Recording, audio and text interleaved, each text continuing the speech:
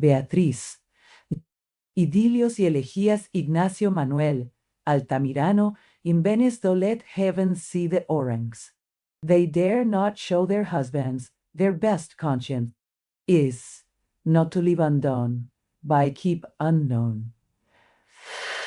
Shakespeare Othello, other women cloy. The appetites they feed, but she makes hungry. Where most she satisfies, for vile things become themselves in her, that the holy priest bless her when she is riggish.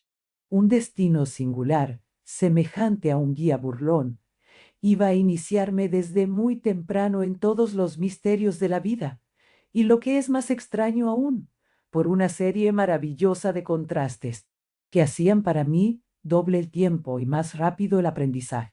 Mi primer amor fue un lampo de aurora. Mi segundo amor fue un incendio. Todavía atónito por las volubilidades de la cervatilla, me encontré, cuando menos lo pensaba, en las garras de la tigre. Mi corazón, excitado apenas con el aroma de la margarita silvestre, se atosigó bien pronto con el perfume letal de la rosa, reina de los Císaras y Silofina. Y si me lo ponerme avisaradas yo hasta para estar en el aroma. Jardines. He dicho que Antonia, en su calidad de niña, necesitaba un mentor que fuese niño.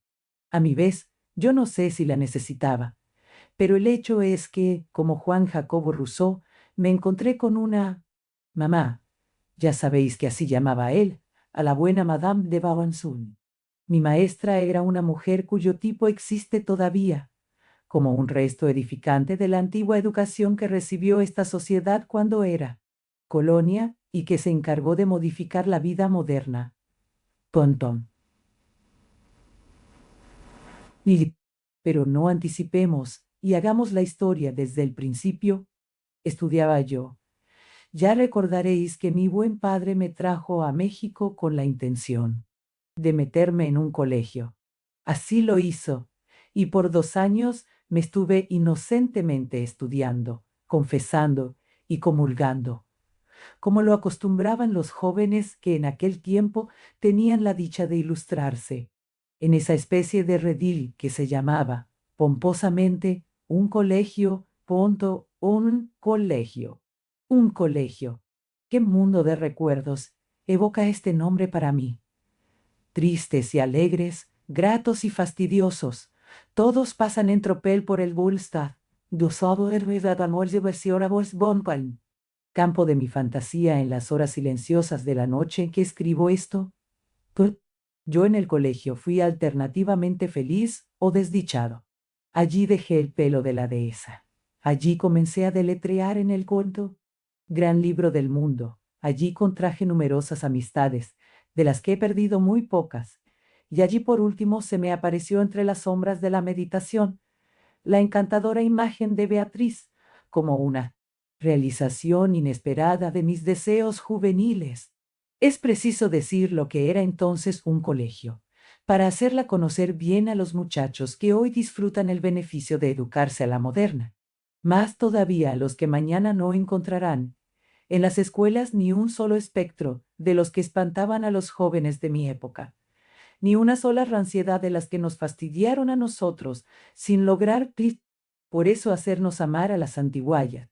Un colegio era una gran casa parecida a un convento, y en la que bajo la advocación de un santo cualquiera se enseñaban las ciencias a la juventud. Esta gran casa tenía un aspecto amable, y el más propio para cautivar el espíritu de los muchachos y hacerles gustar del estudio. Figuraos 3 o 4 patios, generalmente sombríos, más bien a causa del asedido no bonalino en morojos. Y puerma mora un parenta negamolicente los hará boriviare o la vea de la puerprenser de disculpa nos acuene o vele por altura del edificio y del color de las paredes y de los corredores que de la falta de luz. El hermoso sol de nuestra tierra no penetraba allí sino velado. Los hombres de aquella época juzgaban a propósito pintar de negro los nidos, para no hacer peligrosa la alegría de los gorriones que en ellos educaban. Uno año por en ellos se educaban. En estos 3 o 4 patios, circuidos todos por oscuros corredores, se alojaba aquel mundo que se llamaba un colegio. Arriba vivían los estudiantes, abajo estaban las cátedras, el refectorio, la capilla, el general, la cocina, la despensa, los cuartos de criados, etc. Les con habitaciones de los estudiantes eran magníficas, pues se hallaban modeladas según las que se destinaban a los criminales en las cárceles de aquel tiempo. Consistían en una pieza pequeña que comunicaba con el corredor por una puerta y que además solía tener una ventanilla con una reja de hierro.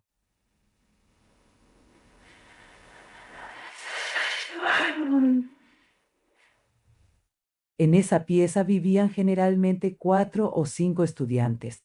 A veces el número era mayor, aunque el de Ventura dice, puertas y ventanas era el mismo, de manera que la ventilación era excelente.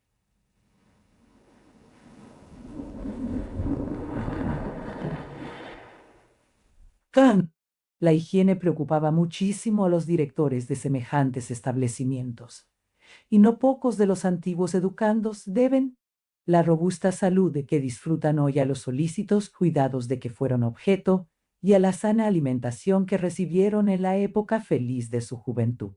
Por lo demás, la vida de colegio era encantadora, como que estaba enteramente calcada sobre la vida monástica. La de los tiempos de la Tebaida se entiende, porque ni por todo el oro del mundo se nos hubiera permitido imitarla. Edificante conducta de los virtuosos anacoretas que en ese tiempo honraban nuestra santa religión con sus evangélicas virtudes. Boa.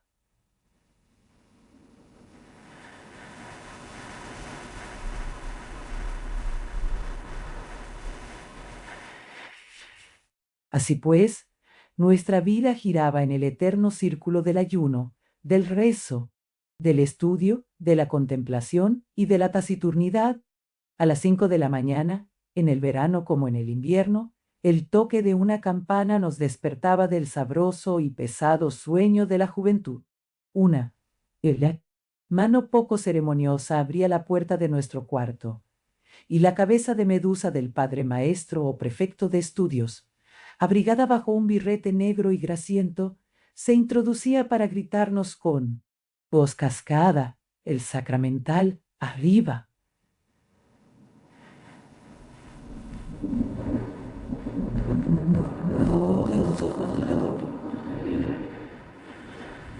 Fresquecillo de la mañana.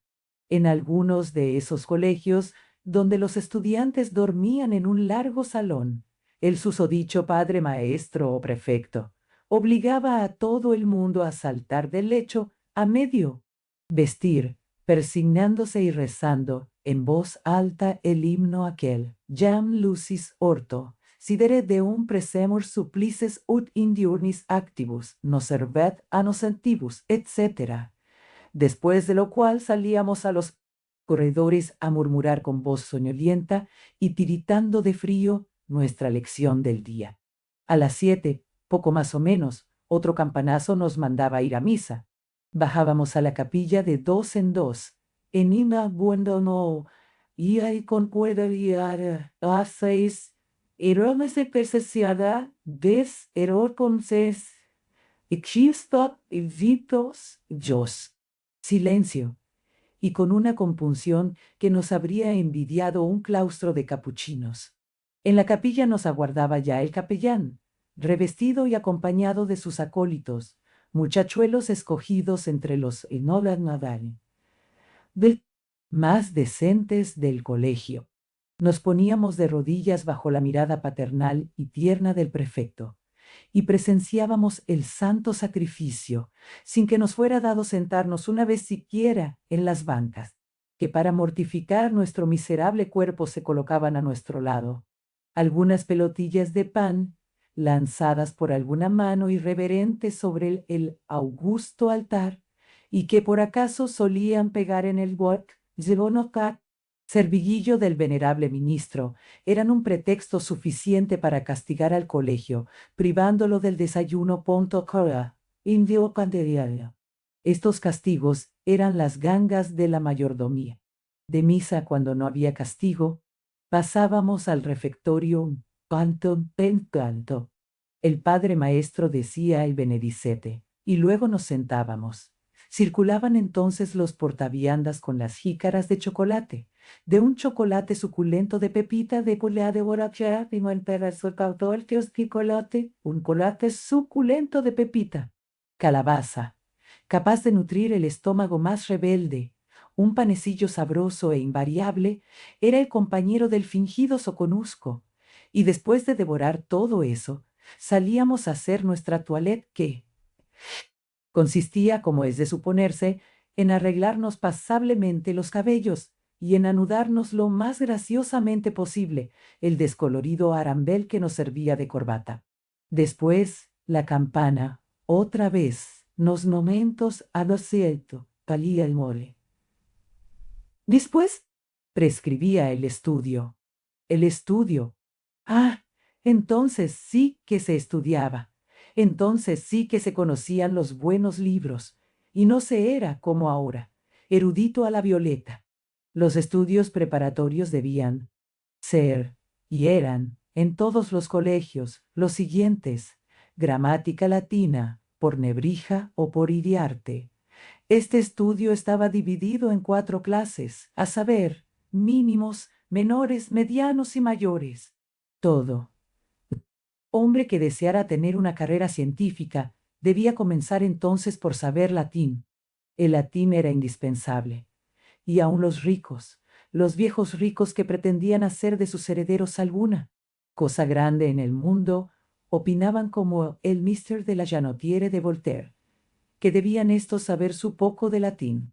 Por supuesto que el tal latín no era el conocimiento de la literatura latina. No. Reducíase a algunas traduccioncillas que se aprendían automáticamente, a algunos retruécanos que venían repitiéndose desde el tiempo de Luis Vives, y algunos diálogos que hubieran hecho exclamar «¡Ah!» Pedro Gringoire, con más razón que en los tribunales del viejo París. «Eu y basa latinitas». Del latín se pasaba al estudio de la lógica. Stuart Mill no había aún publicado su método, y si hubiera sido conocido, habría quedado quemado por la mano del portero entre la rechifla de aquellos grandes sabios. Se estudiaba entonces lógica por Jacquier, por Buban, y los más ilustrados profesores escogían por texto la lógica de Einexius Contae. Aquello sí que enseñaba a discurrir. Meses enteros se consagraba uno a la gravísima cuestión de las ideas innatas, resolviéndola lindamente por medio de los silogismos en Bárbara o en Celarent, Dari Ferioque, Bara Lipton. Conto un ton de cerdo, en mon, donde fue el fue a ver con. El ergotismo enfrentaba los indiscretos ímpetus del espíritu, y entonces sí que no se conocía la palabrería de la actualidad. La charla estaba proscrita, y al concluir el estudio de la lógica podía uno muy bien vanagloriarse de no haber fatigado en vano ni su lengua, ni su garguero, ya que estaba uno convertido en cocuyo con la nuera con odialea distinta de mí. Luz de la lógica se lanzaba atrevidamente en los tenebrosos abismos de la metafísica. Pinto porne. Univers tomados se leonamenos tú, puntos tabors a disminos estelan. Hasta conocer y serviros escun peras ircon. ¡Oh! La metafísica. ¡Qué ciencia tan positiva y tan útil! ¿Cómo siento que nuestros legisladores inficionados por el veneno de los principios modernos hayan suprimido en las escuelas nacionales el estudio de la metafísica que por tantos años había sido la antorcha del género humano? ¿Y qué discusiones aquellas sobre los entes, ¿Qué argumentos en favor de la existencia de Dios? Como que sin ellos era imposible decir una palabra razonable sobre el asunto. Oh, ¿y la psicología? Si después de aquellas lecciones sentía uno de veras el alma del cuerpo, y del tratado de los ángeles, y el otro sobre el alma de las bestias, todo era admirable. Medio año se empleaba en adquirir tan bellos conocimientos, y aún parecía poco.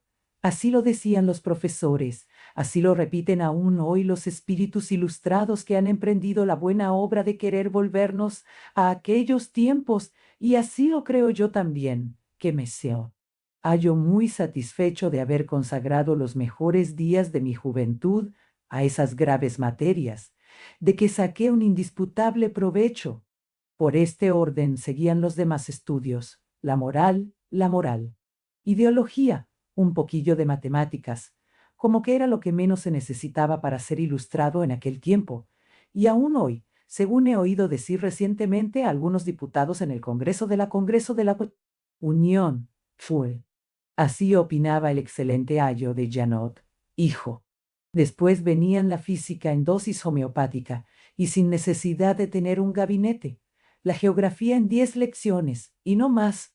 Tales eran los estudios preparatorios de los cuales he querido hablar, porque la historia que va a seguir tuvo su curso durante ellos, de modo que los recuerdos del colegio en esa época están inevitablemente ligados con los recuerdos de una mujer y de una serie de sucesos íntimos inolvidables.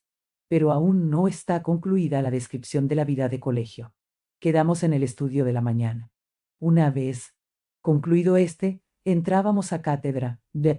Allí un profesor lleno de sabiduría nos explicaba el texto bostezando, y nos ponía de rodillas de cuando en cuando, si no sabíamos la clase, o bien nos hacía encerrar en una cárcel, o nos ponía a pan y agua. En algunos colegios, como en San Gregario, el castigo era todavía más enérgico.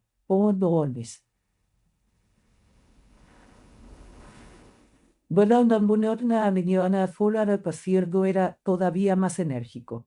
Se aplicaban al alumno, cualquiera que fuese su edad, sendo latigazos, correctivo de que, sea dicho en verdad, no tuvimos el gusto de ser partícipes. De cátedra salíamos a tener un rato de solaz. Se conversaba entonces, se reía, se jugaba.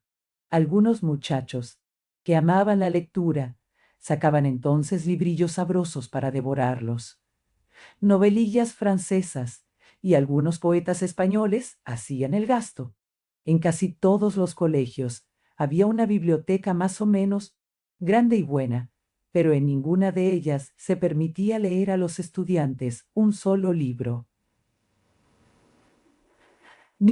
Feliz aquel que a hurtadillas podía recrearse con un clásico, griego o latino. Los estudiantes no debían saber más que lo que se les quería enseñar. Condimondi. Recuerdo que una vez, durante nuestro estudio de latinidad, un amigo mío fue encontrado leyendo un bello ejemplar de Tíbulo. ¡Horror! El libro le fue arrebatado de las manos, y el pequeño criminal fue encerrado, ni más ni menos que como un conspirador contra el orden público. El rector creía muy peligrosas para la imaginación de un joven las ardientes elegías consagradas por el más sensible de los poetas del tiempo de Augusto, a la hermosa Delia. En cambio, nada encontraba el severo pedagogo de reprensible en la famosa bucólica de Giorgio Ejercicio. No es Virgilio, que comienza. Formó sus pastor Coridon ardebat, Alexim delicias domini, nequid speraret avebat. Y tenía razón, puesto que una mano venerable y consagrada había colocado expresamente este bello modelo en la colección de los autores latinos, que se había escogido como el mejor texto para la juventud. Al mediodía, otra vez, la campana invitaba al colegio a pasar al refectorio, donde una comida suculenta esperaba al alumno para restaurar sus fuerzas. La bondad de este banquete diario es todavía un motivo de recuerdo delicioso y grato para los que se educaron en otro tiempo. En Anacomen, y Cuaresma se comía rigurosamente de vigilia como era debido.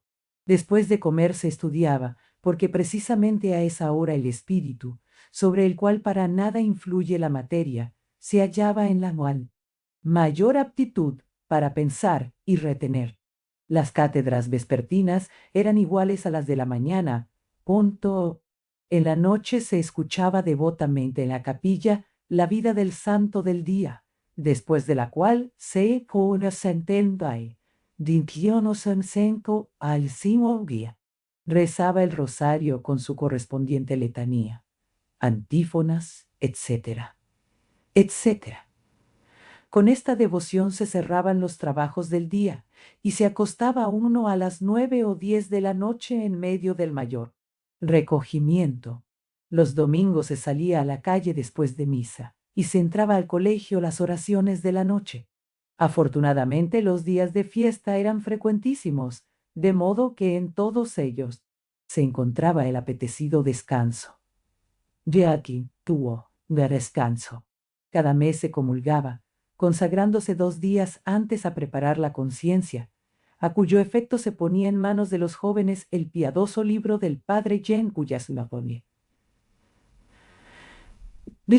lecciones acababan de aclarar prontamente las dudas que hubieran podido abrigar los muchachos sobre ciertas materias.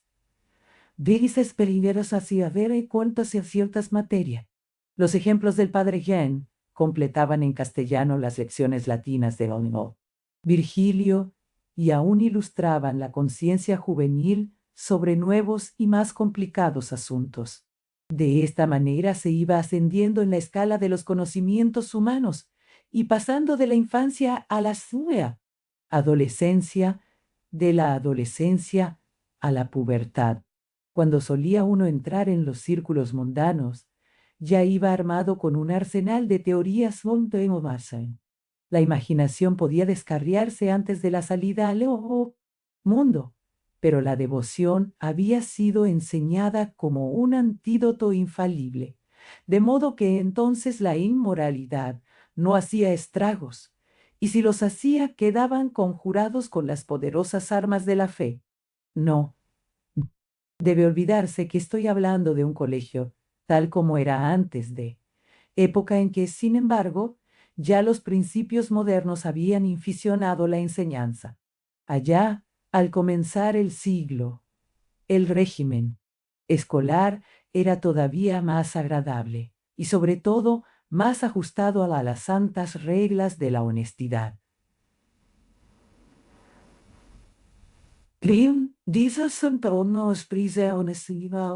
Como unos 10 años antes de ese famoso en que se proclamó la Constitución, y como lo he dicho en otra parte, poco después de la invasión norteamericana, yo hacía mis estudios preparatorios en el colegio en la manera y forma que dejo apuntadas. Segundo mi padre, previendo que yo necesitaría en México de algún amparo, y sobre todo, de una persona a quien respetar y a quien acudir en demanda de consejo, me recomendó al dejarme en el colegio a un pariente suyo, eclesiástico venerable, y que, por su saber y sus virtudes, había obtenido una canonjía en la Colegiata de Guadalupe. Este santo personaje, que había sido cura en el estado de Veracruz hacía cosa de 30 años, poseía junto a mí, pueblo precisamente, un rancho de los mejores del rumbo, y unos grandes terrenos en que sembraba tabaco, todo lo cual había sido el fruto de sus trabajos en el cuidado de las almas.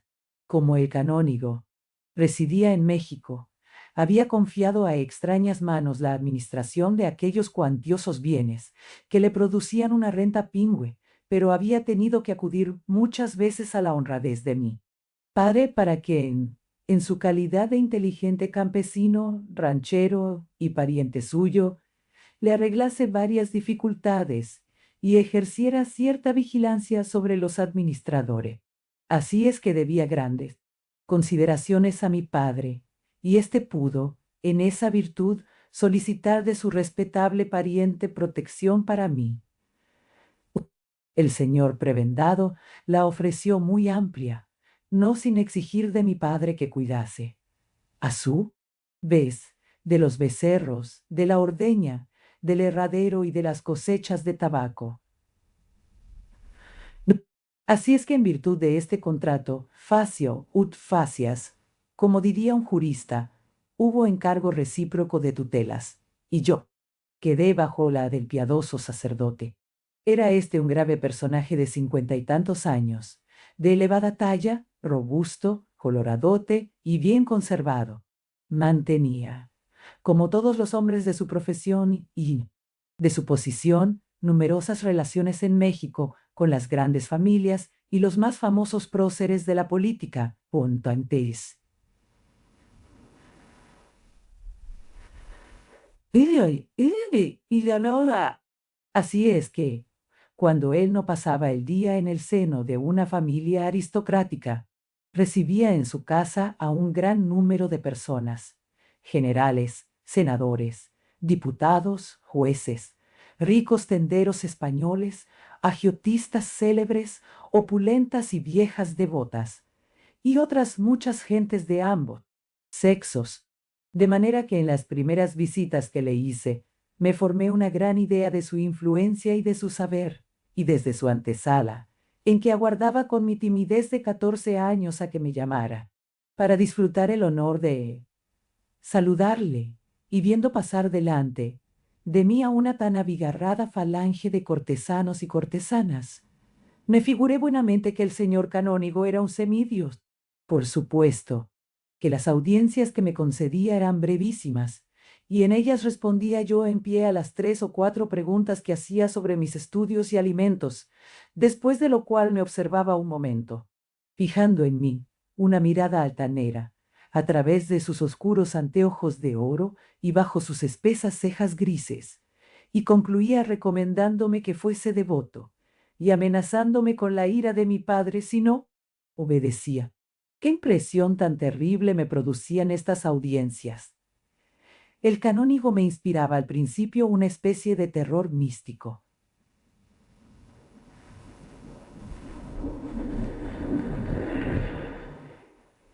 Bajo masivaba va orgellina en saguara de los fornosan. Estando místico, yo comprendo que esto provenía de su sequedad al hablarme, del aparato de que le veía yo rodeado, porque me recibía en su gabinete de estudio, que estaba arreglado a la manera eclesiástica.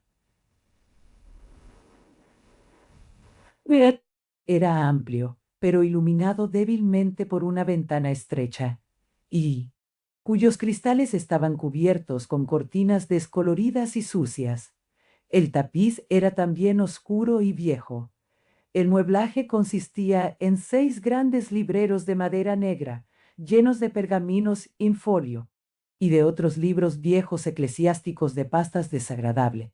Algunos sillones antiguos de cuero mostraban sus cojines y respaldos destripados, junto a una gran mesa cubierta con una carpeta de bayeta verde, sobre la cual se mostraba el enorme e indispensable tintero de plomo o de cobre, con su haz de plumas de ave, y en medio de libros colocados simétricamente, y de papeles, y de cuadernos, forrados en badana oscura, se destacaba un enorme crucifijo de madera chorreando sangre, pero adornado con su corona y potencias de plata, con su cendal de lino encarrujado y sucio, y sus flores de trapo manchadas de tinta. Esta mesa estaba colocada junto a un librero, y entre éste y ella se hallaba el gran sillón del canónigo, en el que se mostraba el austero personaje, medio oculto entre las sombras de aquel santuario. Descansaba generalmente los brazos sobre una carpeta de hule, a cuyas orillas se mostraba abierta una petaquita grasienta rellena de grandes tabacos, o bien una gran caja de oro para polvos, el braserillo de plata con su pequeño cono de ceniza ocultando la brasa, y junto a él un gato enorme, el favorito de su reverencia. Sobre los estantes de libros colgábanse 10 12 cuadros espantosos, y no sé si de la escuela española o mexicana, pero que representaban suplicios de vírgenes desmelenadas, frailes desollados, escenas de la pasión. Y quién sabe cuántos horrores más, pero que según los peritos en el arte de la pintura, eran de un gusto excelente. Tal era el cuadro no menos desapacible ante el cual me encontraba yo casi todos los domingos en que iba a saludar al venerable prebendado de la villa, tonto. Qué extraño, pues, que yo saliera de allí hastiado y sintiendo oprimido el corazón. Parecíame, al respirar el aire libre de la calle, que salía yo de una cueva. Así pasaron 2 o 3 años, y durante ellos jamás me vino el menor deseo de pedir consejo sobre nada a tan santo varón. Me hubiera llevado el diablo más bien que acercarme a aquel pozo de sabiduría que se me presentaba rodeado de ortigas, a aquella seráfica virtud metida en el zurrón de un jabalí disecado. Por otra parte, el viejo canónigo, asaz ocupado con sus compañeros de leongo, conspiración contra el orden público porque era conspirador, y con sus viejas devotas, maldito el caso que hacía de mí, y nunca se dignó humanizarse hasta el grado de invitarme a comer una vez, siquiera un. En vano yo, por orden de mi señor padre, le hacía partícipe de los regalos que solía enviarme al colegio, y consistían en sendos ponites de mangos y de plátanos de Orizaba, o en alguna astada, docenas de aromáticas piñas de Córdoba, o en algunas arrobas de carne cecina de Nopalapan, obsequios todos muy apreciados en esta capital. El glotón prebendado se contentaba con enseñarme un diente. Formulando una especie de sonrisa protectora, mandaba recibir el obsequio, que se apresuraba a devorar en unión de sus hijas de confesión, hablándome de las frutas que le llegaban a él del mismo rumbo, y me despedía con su frase de siempre: aplicarse, aplicarse. Y en tanto, mi confiado y laborioso padre, creyendo que el canónigo me dispensaba 1000 consideraciones, se afanaba para captarse más su voluntad, y aun descuidando sus propios intereses en cuidar los becerros, la ordeña y el herradero en los ranchos del egoísta viejo, y yo me guardaba bien de escribir al autor de mis días dándole la noticia de la benevolencia con que trataban a su recomendado.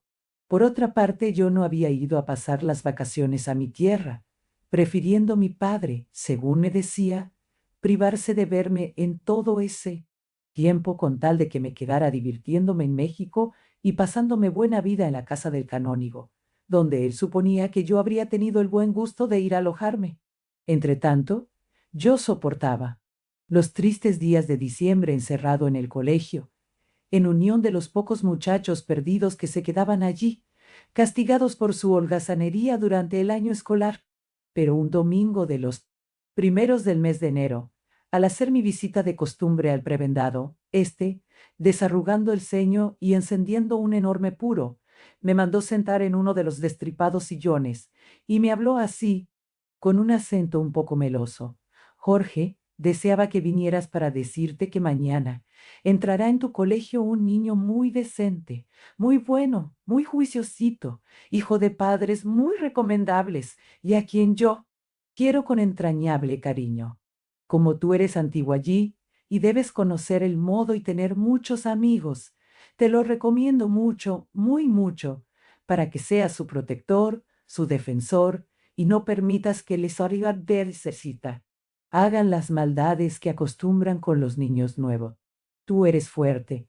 Tengo idea de que te haces respetar, porque seguramente te pareces en el genio a tu padre y a tus tíos, a quienes he conocido en otro tiempo como hombres valientes y resueltos. ¿No es verdad? Señor, le respondí, al principio yo padecí mucho como todos los colegiales nuevos, con la guerra que me hacían los antiguos. Pero como no han logrado dominarme, acabaron por ser mis amigos. Y yo le respondo a usted de que no le harán nada al niño, de que usted me habla. Magnífico, replicó el canónigo, cuento entonces contigo, y me Alegraré de poder escribir a tu padre diciéndole que te portas bien en todo lo que te mando.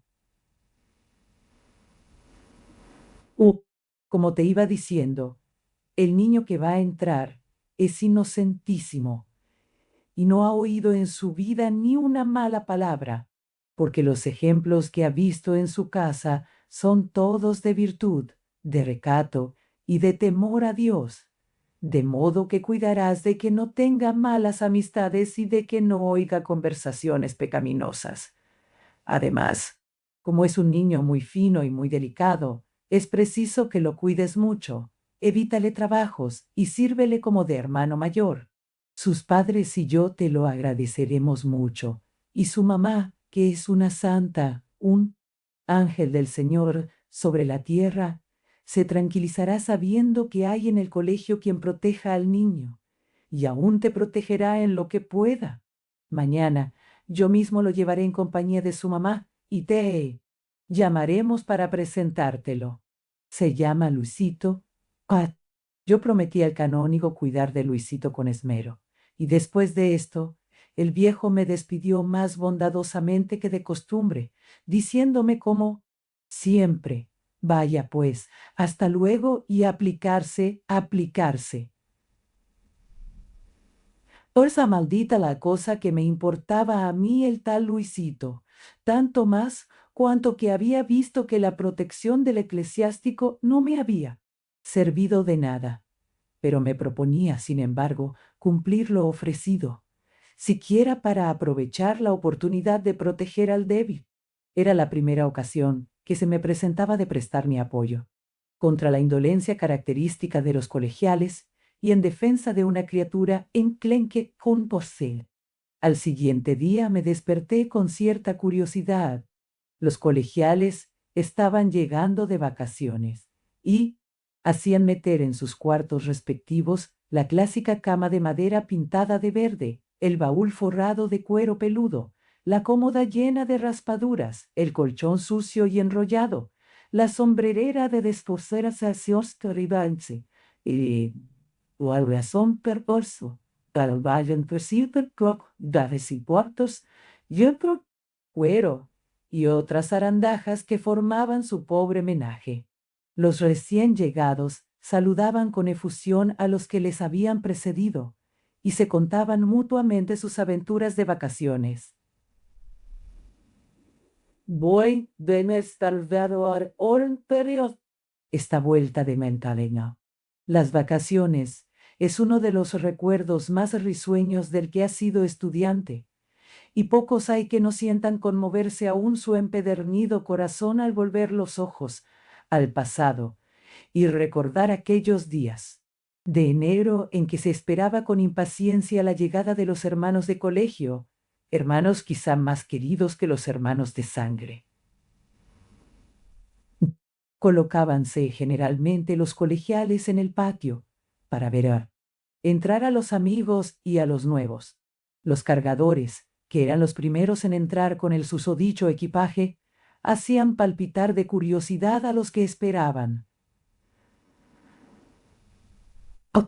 A poco llegaba el amigo riendo, estrepitosamente gritando por sus nombres y apodos a sus amigos y abrazándolos de una manera ruda.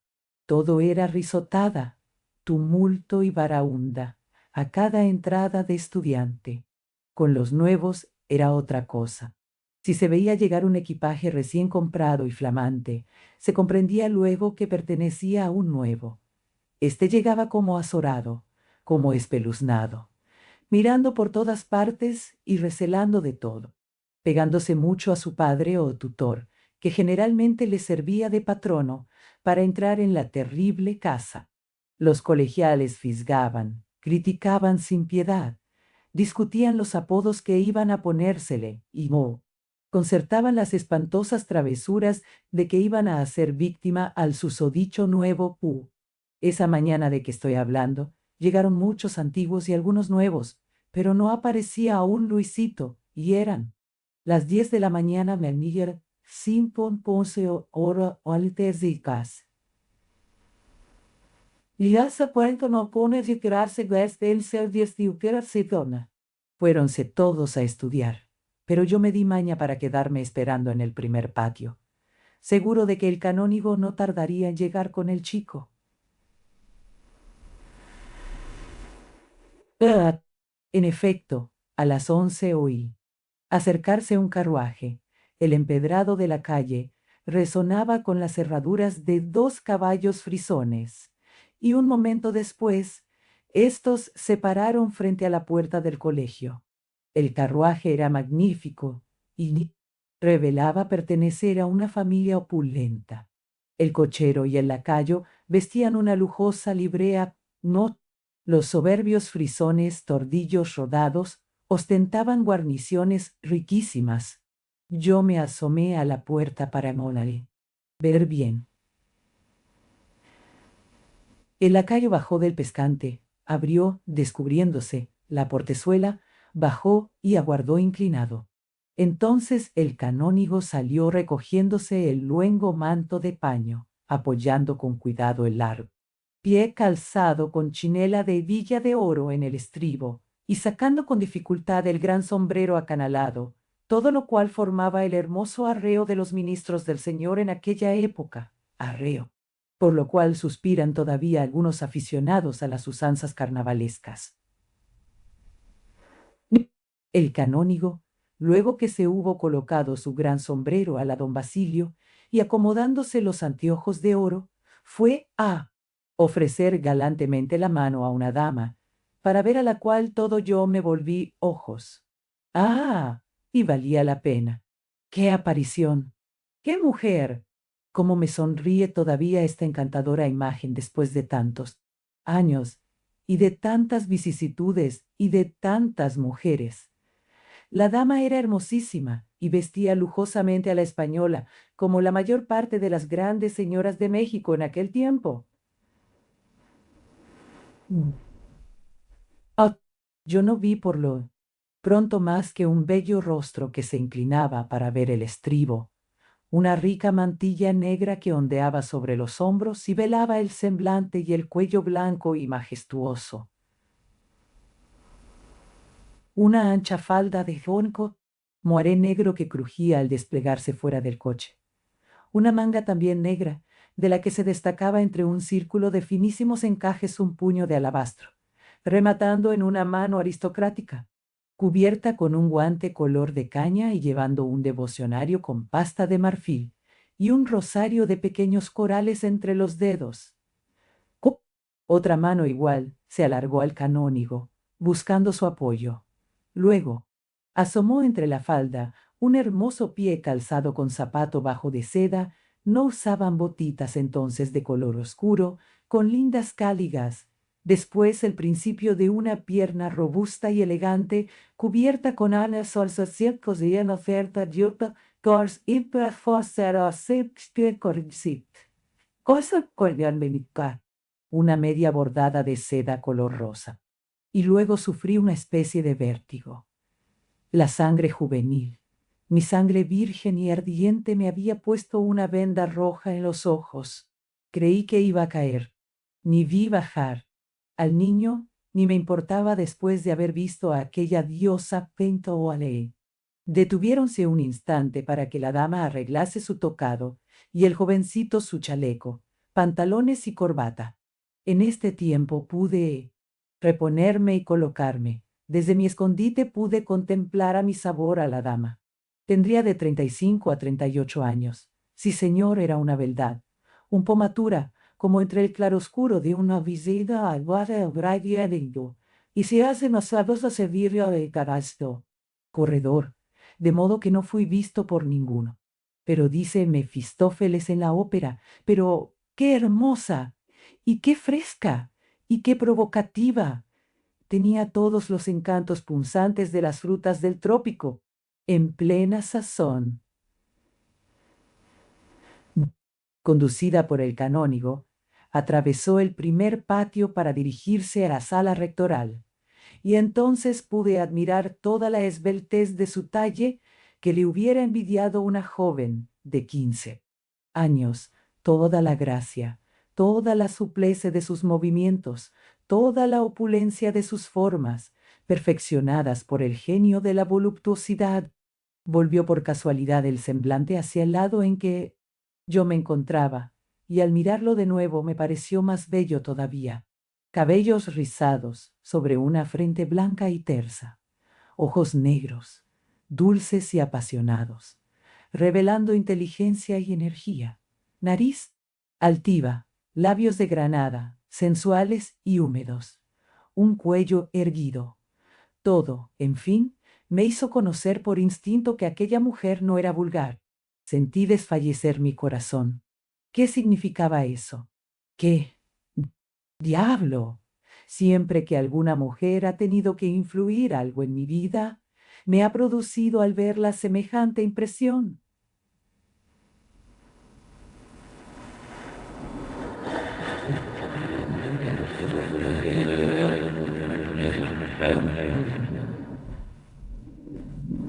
¿Es el aviso misterioso del destino? ¿Es el aletazo de esa procelaria invisible que se llama el agüero? No lo sé, pero la experiencia me ha enseñado a conocerlo y jamás ha fallado. El señor rector, avisado de la llegada de tan extraordinaria visita, salió a recibirla apresurado y la condujo a su sala. Algunos momentos después fui llamado. Era la primera vez que iba a verme frente a frente de una dama distinguida y hermosa, y se apoderó de mí una emoción terrible. El corazón me palpitaba fuertemente, la sangre me subía a la cabeza y se me doblaban las piernas. A esta primera turbación sucedió rápidamente una especie de miedo. Debí haber palidecido espantosamente.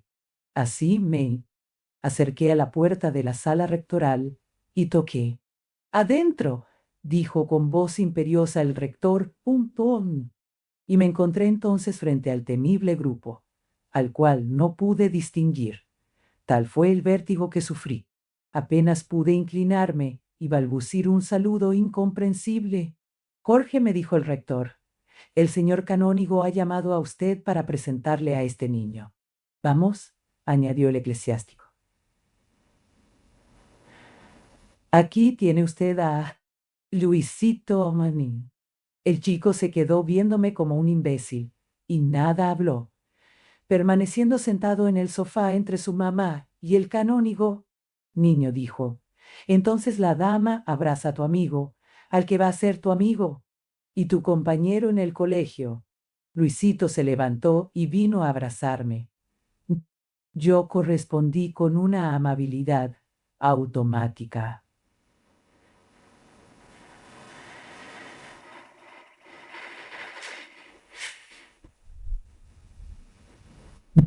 La presencia de la bellísima señora, el sonido de su voz dulce y penetrante, me tenía arrobado.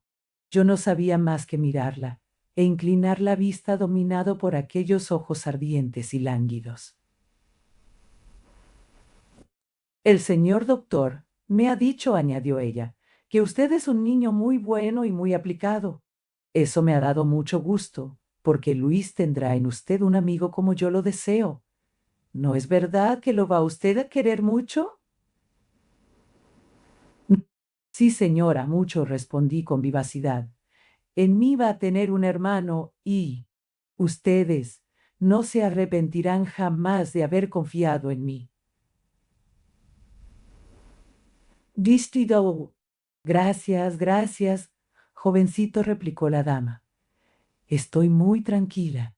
Y luego, volviéndose al rector y al canónigo, les dijo en voz baja, pero descendía versivo casana así, modo que yo lo oyese. «Qué simpático es». Evidentemente aquella frase había sido dicha para halagarme.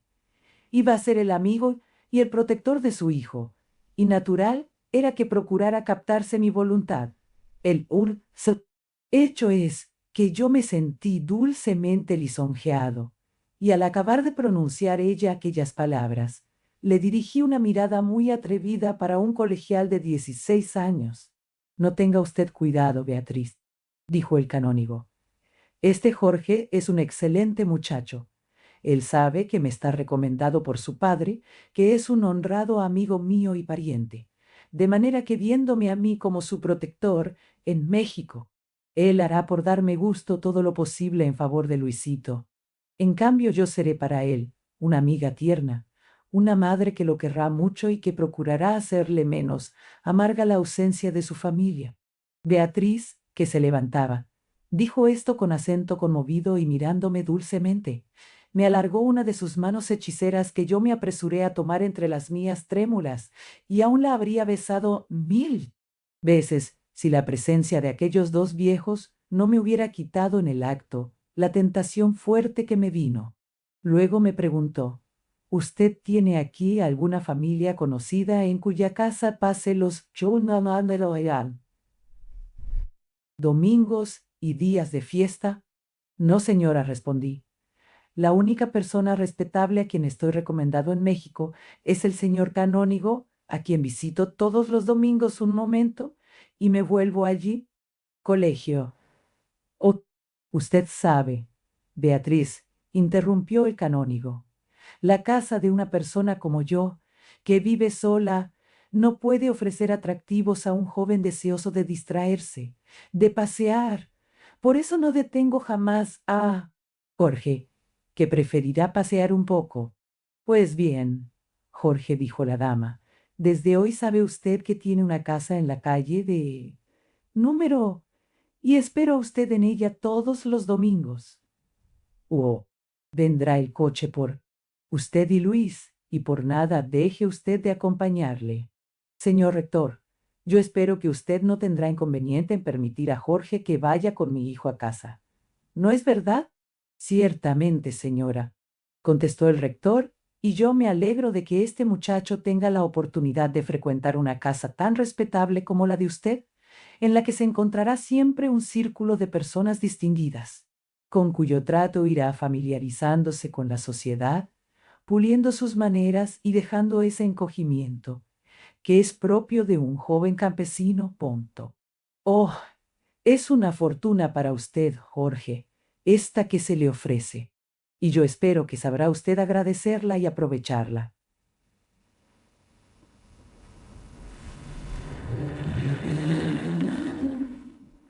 Ay. Sin duda, señor rector, yo agradezco con todo mi corazón tamaño bien, y procuraré hacerme digno de él, contesté yo inclinándome ante la señora. Entonces ésta, con los ojos inundados de lágrimas, abrazó a Luis y le besó en las mejillas, diciéndole, «Tú te quedas, mi Luis, dentro de una hora te enviaré tus cosas». El rector indicó que podíamos, Luis y yo, acompañar a la señora hasta la puerta referida. Allí Beatriz volvió a abrazar y a besar a su hijo, procurando ocultar el llanto, y luego volviéndose a mí con una amable sonrisa, aunque con las lágrimas temblando en sus largas pestañas, me dijo apretándome la mano. Hasta el domingo, Jorge. Mire usted que le espero. Le dejo a usted a mi hijo. Una de aquellas lágrimas había caído en mis mano. Yo la llevé a mis labios y apenas pude responder. No tenga usted cuidado, señora. No tenga usted cuidado. El canónigo se despidió también de nosotros, abrazó a Luis y me dio la mano. Pero yo apenas le hice caso, absorto como me hallaba, siguiendo con una mirada de profundo cariño a la hermosa Beatriz que entró en su coche apoyada por el rector. Despidióse éste del canónigo, aún se asomó la dama para darnos el último adiós, y el carruaje partió, dejándome como petrificado. La voz del rector me sacó de mi éxtasis amoroso, mandándome que llevase a Luis al estudio y que le indicara cuáles eran los deberes que tenía que cumplir. Luisito era un muchacho de 12 a 14 años, de modo que era poco menor que yo, raquítico y revelando en todo su carácter al niño mimado y orgulloso, pagado de su aristocracia y de su dinero. Conmigo se mostraba amable, confiado y expansivo, y aún comprendió desde luego que él iba a ser la hiedra y yo el olmo, que su debilidad tenía que buscar apoyo en mí.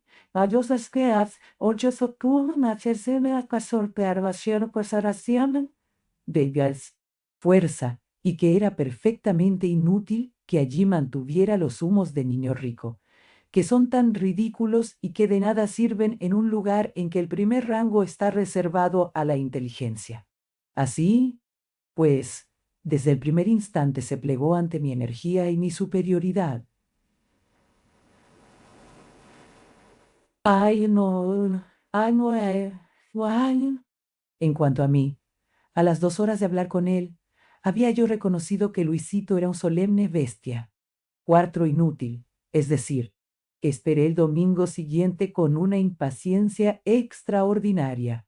Mientras, Luisito se encargó de entretenerme informándome confidencialmente acerca de todo lo que yo deseaba saber y no me atrevía a preguntarle.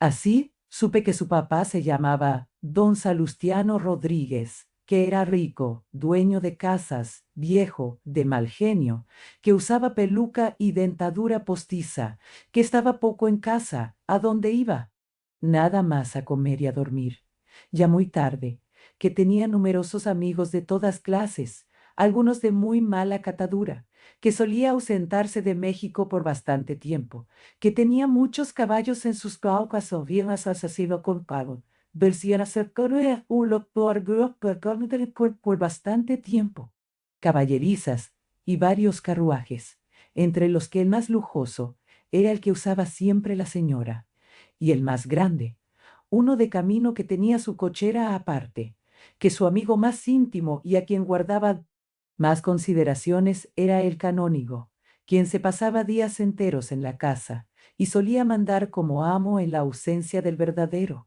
que la señora era devota, muy devota, que tenía oratorio en la casa, un oratorio muy bonito, donde a veces venía un capellán a decir misa, pero que la señora prefería oírla en una iglesia, por lo cual salía todas las mañanas, que al mediodía también acostumbraba salir a rezar, bien a catedral, bien a Santo Domingo o a otras iglesias frecuentadas por la gente decente, que en las tardes iba siempre al Paseo de Bucareli y en las noches solía ir al Teatro Nacional, el que tenía un palco, y cuando no había función, recibía numerosas visitas de señoras, de jóvenes, de clérigos y de personajes importantes, pero que el que iba más frecuentemente y a varias horas era su médico, un señor muy seco, muy orgulloso y muy presumido, a quien él Luis no quería, a pesar de que era amable con él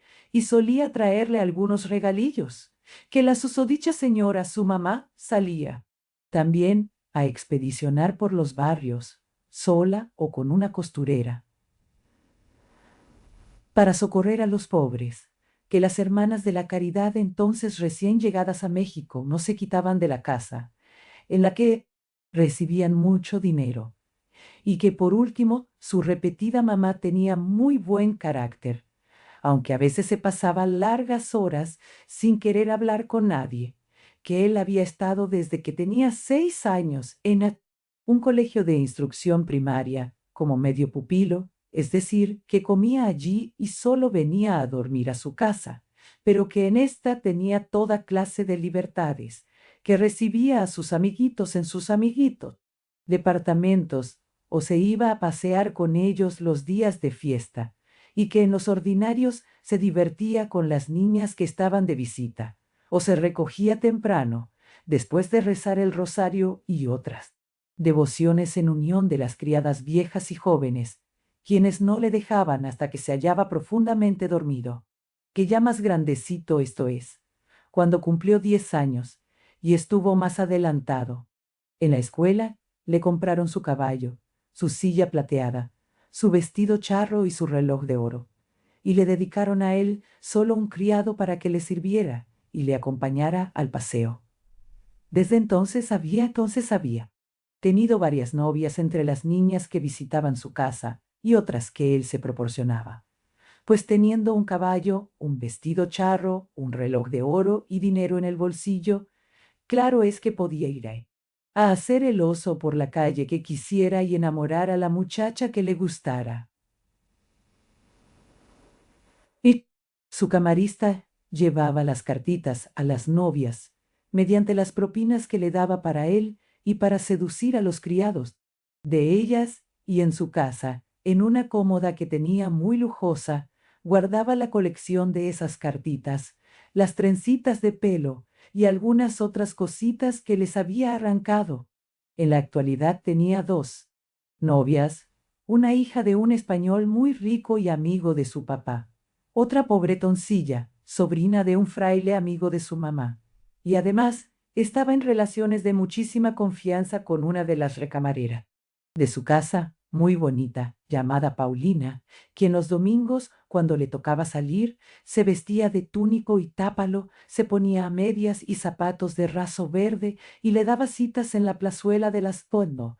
Se ordenó 40 horas en la dienta cesare a ver durante que las cuestas perverde, une daba citas en la plazuela vizcaínas, donde vivía una tía suya, pero a quien él amaba era a la hija del español, Concha, una niña de 12 años, muy linda y muy elegante, que tenía 2 coches y siempre hablaba de ellos, que ya iba a los bailes de la lonja y sabía tocar el piano, y tenía muchos pretendientes, pero que lo había preferido a él, al grado de que una vez, mientras rezaban las mamás sus devociones en el oratorio, le había dado un beso muy largo y muy sabroso, y lo había abrazado como trastornada. En fin, el niño Luisito era un redomado pillastre, pero su conducta poco me interesaba, y me puse a reflexionar profundamente sobre la de Beatriz, de esa mujer encantadora y terrible cuya imagen me perseguía tenazmente desde el día en que la había visto aparecer ante mis ojos, como una maga, como la condensación de algunos de mis sueños de puber. Porque me es preciso decir que después del desengaño que sufrí con Antonia, había yo llegado a concebir una repugnancia invencible por las ingenuas del juego anumerqueados, bigoteoras, alcito, campo o de la ciudad. Figurábanseme todas pérfidas, todas dispuestas a traicionarme por el primer calavera de más edad que yo que se les presentase. Conocía yo, además, tal vez por instinto, que no. Era entre ellas donde debía buscar, yo joven, yo inexperto, yo ignorante, a la mujer que debía abrirme las puertas misteriosas de la vida, esas puertas que ocultan a la vista del niño tantas revelaciones, apenas entrevistas, al través de las brumas del deseo. Por otra parte, habían pasado ya más de 3 años desde que dejé mi aldea, esa edad crítica que se llama la pubertad, en pleno desarrollo, ejercía en mí los terribles efectos de su influencia natural. Harto precoz se había mostrado ya en mi pueblo, y cuando apenas rayaba yo en los 12 años, el tiempo legal, pero en el que la voz me aceuco, la cena eco, Costasse café por el que para cercar el que por hacer Jordan. Naturaleza no acude vigorosa al llamamiento de la ley, sino en casos excepcionales. Pero en la ciudad, habiendo saboreado ya los primeros goces del amor, sintiendo aún en los labios, por decirlo así, los amargos e irritantes dejos de una voluptuosidad rudimentaria, con 3 años más, es decir, con mi sangre encendida en el calor de una triple hornaza, dentro de aquellos muros del colegio, es decir, bajo la presión de 100 capas de granito, mis sentimientos se hallaban en una ebullición plutoniana. No había término medio, la erupción o la muerte. Me era preciso amar. Bueno, pero en tal situación, Pablo y Chactas, esos 2 tipos poéticos creados por 2 cerebros admirables, pero fríos, son 2 modelos imposibles.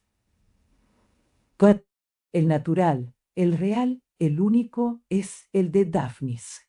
Virginia y Atala me hubieran vuelto loco, pero Chloé me salvó. ¿Y qué, Chloé? Repito que durante los 3 años que acababan de transcurrir, yo había sufrido.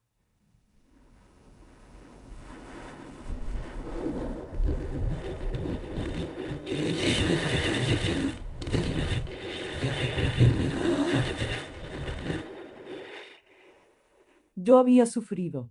Todo el cortejo de la pubertad me había asaltado furiosamente. Los sueños, que siempre condensaban sus absurdos en una sola forma la mujer, las meditaciones de cuyos sombríos abismos siempre surgía una imagen luminosa y provocativa, la mujer, las esperanzas, magas risueñas, que siempre conducían entre nubes de rosa o un ángel la mujer, la tristeza, oscuridad y fatiga al comenzar el camino, y que hacía buscar el único apoyo y la única luz la mujer, la desesperación, revuelto océano en que el único cable que me parecía atar a la roca de la vida era la mujer. Por último, el deseo, fiebre mortal, sed angustiosa que me hacía suspirar por un oasis de encantadas y horas por un oasis de encantadas, cristalinas fuentes. La mujer, cuando en la estación de la primavera, en esa pubertad siempre renovada de la tierra, salía yo a pasear al campo y veía en mi derredor a las flores abrir su cáliz cones, un estremecimiento de voluptuosidad, a los árboles agitarse con su diadema de verdes frondas, como bajo el peso de una embriaguez de juventud, a las colinas cubrirse de grama como para sonreír al cielo, cuando aspiraba un aire impregnado de aromas irritantes, cuando en fin sentía a la tierra palpitar enamorada bajo los besos del sol, yo también sentía en el corazón todas estas ansiedades, todos estos latidos, todo este martirio, toda esta agonía indecible y sensual del amor que se despierta exigente con ahento. Me era preciso amar, mejor dicho, amaba ya. Amaba sin saber a quién, amaba como aquellos púberes que acudían impacientes de los confines del Asia para iniciarse en los misterios de los sentidos, en los jardines sombríos de la Venus y Milita. Era una sacerdotisa velada el objeto de mis aspiraciones. Mi fantasía se había complacido en dotarla con todos los atractivos de la belleza, de la experiencia, de la gracia y del ardor apasionado. Mi despecho no había querido revestirla. Con la maligna candidez de Antonia, mi inexperiencia me hacía temer la edad inconsciente de aquella aldeana, y por eso la duplicaba mi deseo. Necesitaba yo ser iniciado, y no pontífice, discípulo y no maestro, y me acercaba yo al recinto del augusto templo, palpitando de curiosidad y de zozobra. La había encontrado, a la sacerdotisa de la diosa, a la maga desconocida y ardientemente deseada. Hacía 3 años que la estaba adivinando, siempre oculta entre las sombras. Como eco, gira, y no colgado, coraceras, siomas. Por fin, el destino me acercó a ella. Levantóse, arrojó su velo y un rayo de sol iluminó su semblante.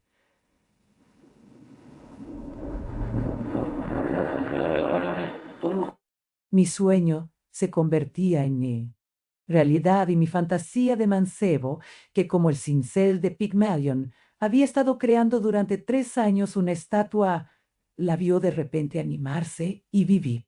Sí, era Beatriz, Beatriz que como si hubiese sido la creación de mis malditos deseos de pubertad, reunía todas las dotes que yo necesitaba. Ahora lo importante era, oh terrible incertidumbre, saber si me amaría ella, la gran señora, la gran señora. La aristócrata, la vigilada por esa lechuza de canónigo, a mí, un muchacho miserable, tímido, ignorante del mundo.